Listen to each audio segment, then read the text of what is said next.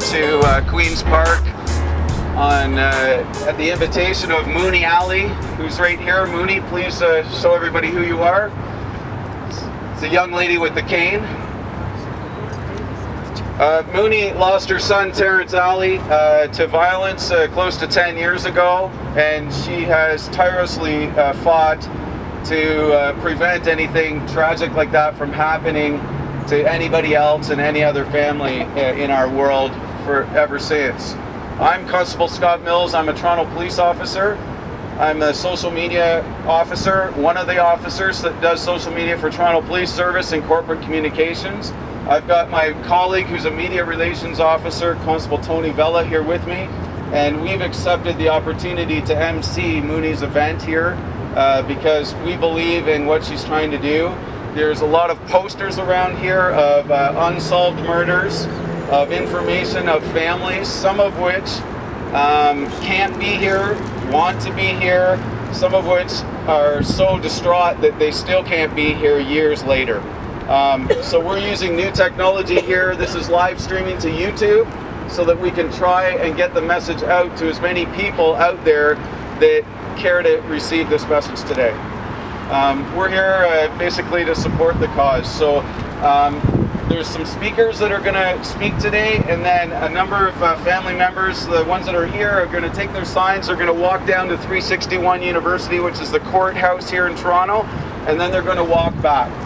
And their message you will hear loud and clear from them, because anybody that's here that's a family member or survivor that wants to speak can speak.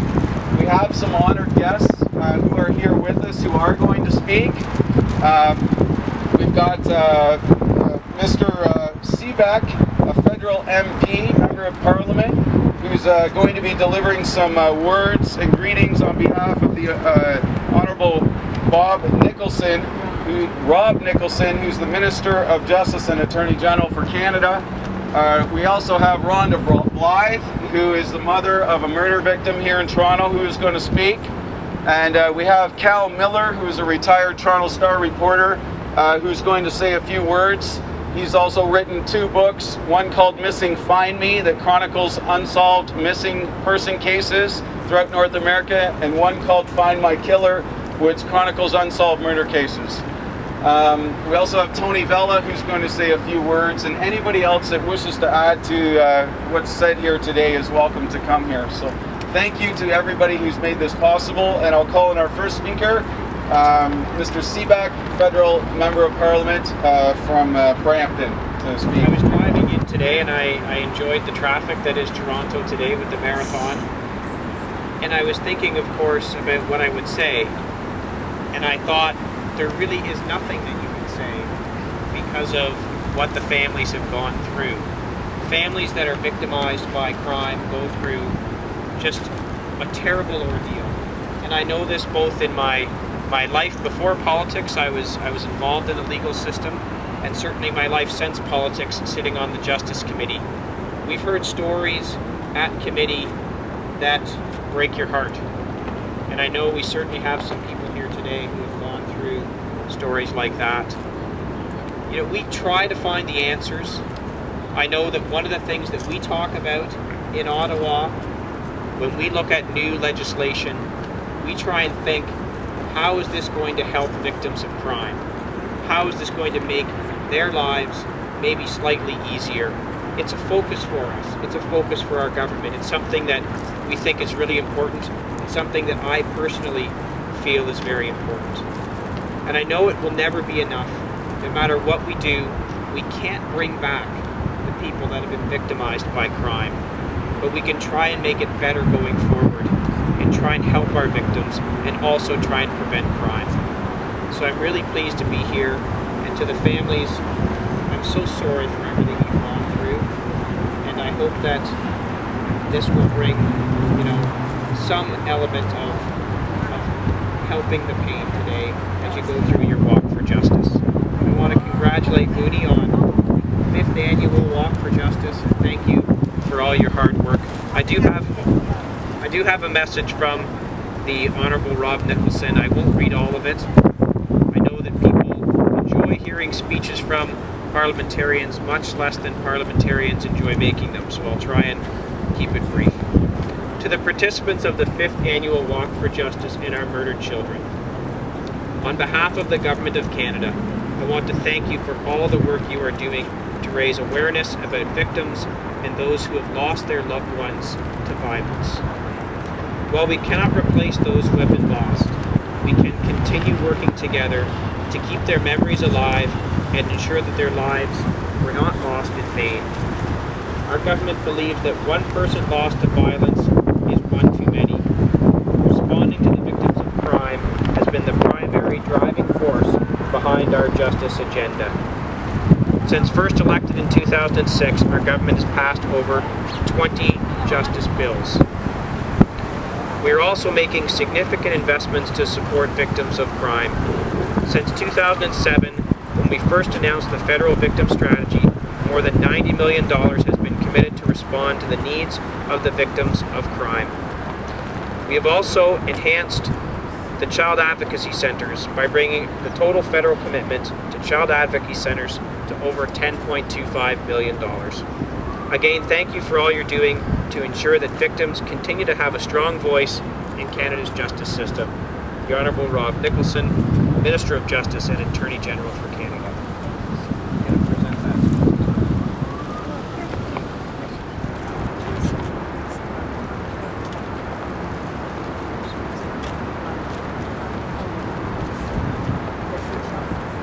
Thank you very much to Mr. Kyle Seaback, Federal MP, for your time in coming out today for this event. Our next speaker is going to be Mr. Cal Miller. Mr. Cal Miller, as I stated earlier, is a long advocate of Crime Stoppers, a retired Toronto Star reporter, and the author of 2 books that advocate for chronicling the cases of missing persons and unsolved murders. Cal? The opportunity to be here today. Being an old reporter, I'm not used to public speaking, but behind the timer, I had to make a few notes. Unless you've been a victim of violence, you really don't know or can't understand the pain that they're enduring. And I think that's very obvious today, and we should take that into consideration when we're here today and the reason we're being. There are really no words that can comfort a victim who's lost someone to violence. And there's also nothing that we can do or anyone can do that can bring closure. I know we throw the word closure around, but they will never ever have closure. That's something important to remember for victims of crime. Really all we can do is stand shoulder to shoulder, like we're doing today at this Walk for Justice. And also what we really have to do, and it's wonderful to see a representative for Rob Nicholson here, the Justice Minister. It would be great to see all levels of government represented here today. I know that Mooney has been both to Ottawa and to Queen's Park. A lot has been done at the federal level. She's hoping that more can be done. Okay, well you talked. Hopefully in the future things will happen, and there'll be much more that can be done for victims. When we talk about victims, we really should be talking about those who are left behind. In my career, I met many people who were relatives, moms of murder victims, parents of missing children, relatives of people who have been victimized by very serious crimes. I've experienced cases where families have been torn apart. There have been cases of premature death. That's how horrific crime affects some people. I mean, they can no longer live. There's a great deal of anger that are expressed. Mooney just said she's a living example. There's a lot of anger, but what I found is that people are driven. They're driven to seek justice, and that's what they're doing. In a number of murder cases and several missing children cases, the perpetrators have never been arrested, and in some cases bodies have never been found. And this is a very difficult situation in those cases because justice is never within reach of those relatives. Even when an arrest is made, this is very important at the federal level. Parents and close relatives go through a great deal of trauma because it can only describe a victimization because the killer gets all the attention. gets the free legal aid, right from the time of arrest right through to parole hearings. Even at parole hearings, victims can make impact statements at trial, and sort of that's the role they play there. But at a parole hearing, they're only there if the killer allows them to sit there. He can ask, he said, it's disturbing to me, I'd like them to leave. And he can actually make that request. And if you think I'm exaggerating, that's some of the people that have been through. And I think that there are definite changes that need to be made there. Basically what we need to do is, again, as I said, stand shoulder to shoulder with these people, walk with them, and give them all the support as they campaign for legislative changes. And I'm very glad to be here to make that announcement. Tony Bella here from Toronto Police Service. Tony, do you want to say a few words here? And then we're going to finish up with the families, the message from the families. Hello everyone. I first heard about this through Scott Mills, and he told me all about it. And I said I needed to come and support Mooney Allen for a couple of reasons. Is that A, she lost a loved one. Not only has she lost a loved one, but other people have lost loved ones. And there are homicide cases that are unsolved. And I know there are people out there that have the information to assist us in making the arrest. And the message to people, I know it's difficult, you have the information, you're scared, but it's really important that you do come forward and give us that information. It could very well help, A, put someone behind bars, as well as to provide justice for the families. I've worked on a few homicide cases, and they're difficult. You're speaking to the loved ones, you go to the news conferences, and you see the loved ones come. They're upset. Experience their whole lives turned upside down. When you look at them, it's hard not to be emotional about it because it could happen to any of us. It's important that we find out who the ones are that are responsible and give us a call. Give us a call, give Toronto Crime Stoppers a call. We need your help to solve these cases. A, to bring satisfaction to the loved ones, knowing that they have the truth. So when I speak to some people, I find that they want to know what exactly has happened to their loved one. So I think it's important to bring that truth to them. And let's all work together to do that. If you have that information, give us a call. Thank you.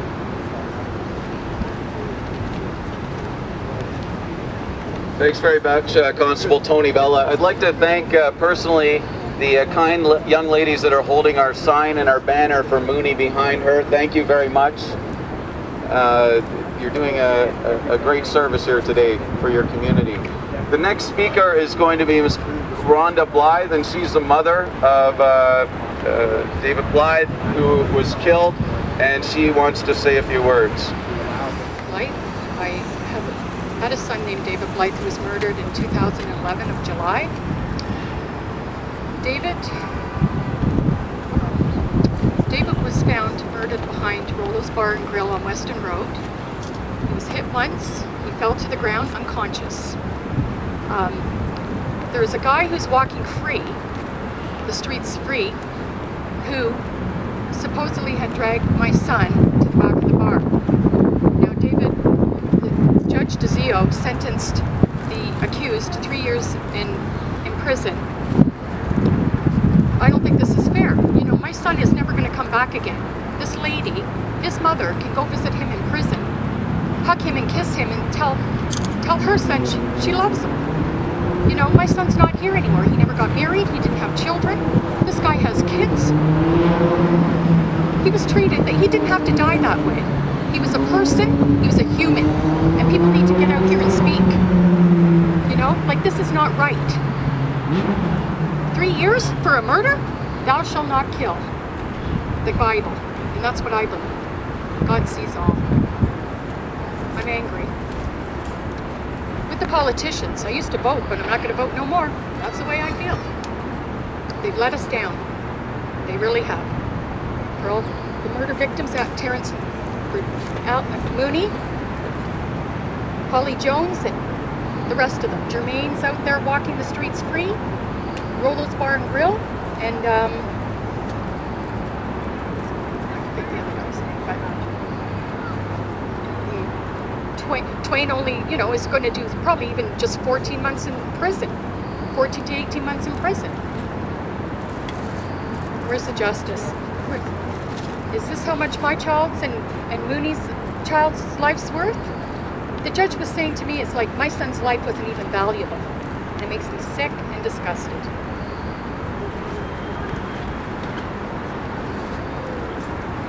Thanks, Rhonda. This is going to finish it up. Just before we do, there is a case called Carolyn Connolly that I'd like to bring to your attention. She was murdered in 2008 on Sherburne Street.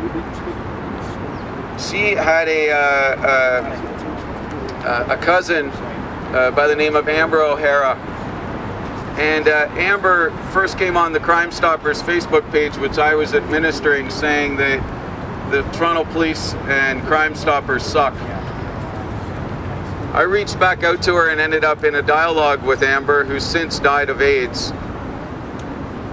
When we went to Amber's funeral, she had left cards out on the table with the names of the homicide officers to contact if anybody had information in Carolyn Connolly's murder. And I know you've heard anger here today. You've heard people that have said they're angry. Of course, their kids are dead. I just want you to know on behalf of Crime Stoppers programs and on behalf of the Toronto Police that we do care.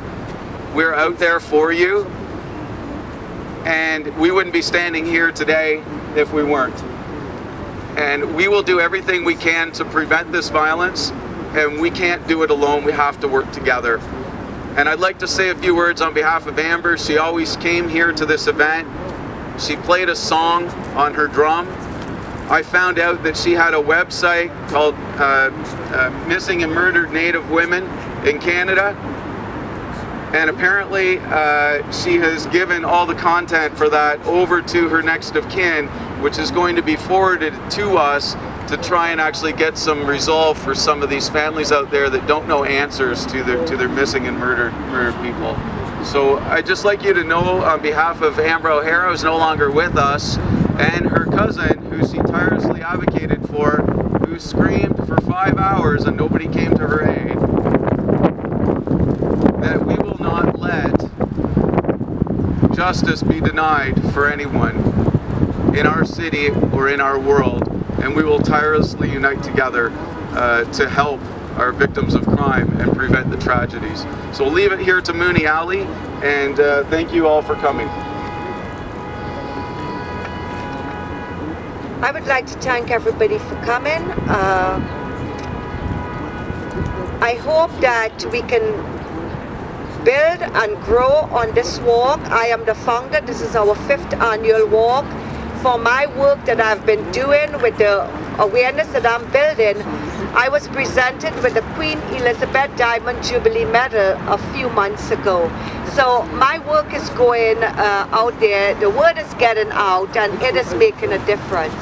I would like to thank everyone for being here and for standing up for us, the media, Mr. Carl Seabach, Toronto Police, Carl Miller, the families, and all former medias. I would like to thank everyone for being here. In order for us to get justice, the 3 C's got to work together. That is the cops, the courts, and corrections. Without these 3 bodies coming together and working in collaboration, we would never get proper justice. Justice would never be served. We victims are paying the life sentences for these criminals, the crimes they have committed. We are the ones paying the sentences, not the criminals, not the perpetrators. The victims are paying the life sentences. I can't stress that enough. And in order to get justice, the cops make an arrest, go in front of the court with that criminal. What is the judge doing? Handing down a slap on the wrist or putting out the criminal on bail, and they are re-offended. That is not justice. When we get a sentence and they go to prison or jail, you hear that corrections are saying they are eligible for parole halfway through the sentence. Is that justice? Is that working together? I don't think so. We gotta have the 3 C's, cops, court and corrections work together in order to get justice.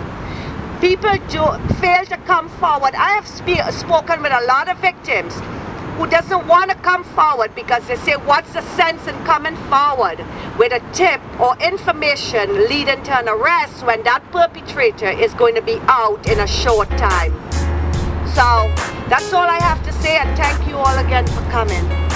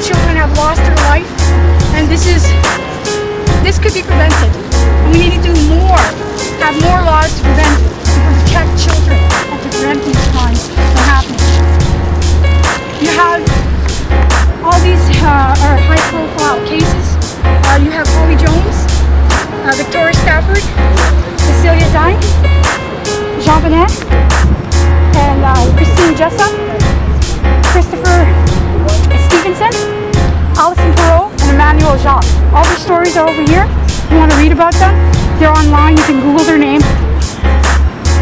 This little girl here, she was beaten to death. Right? Kelsey Briggs, two casts on her legs.